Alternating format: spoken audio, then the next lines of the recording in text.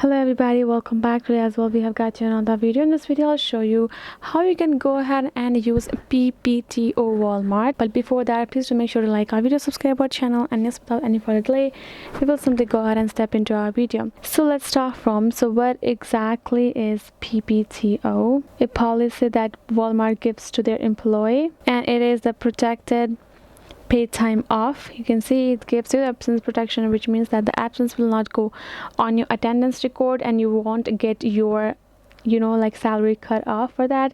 It's actually protected paid time off, short from PPTO. This is for the all Walmart employees. So for that, what you're gonna do, first step would be you simply gonna go tell your manager or supervisor as soon as possible that you will be using your PPTO, and you're gonna use your PTO points. The second would be request your time off through the global time and attendance portal, GTAP, which is also will be introduced to all Walmart employee automatically. So if you have enough PTO for your PPTO, you can actually get the time off while getting paid. But if you do not have enough, then you will have you will want to get paid for those time off. And then the details that those are the steps that you have to vary before actually applying for it. And then you can simply go ahead, inform your manager or supervisor that you're gonna be using your PPTO to cover your absence, and your manager needs to know that you will not be at work so they can make arrangements for your shift.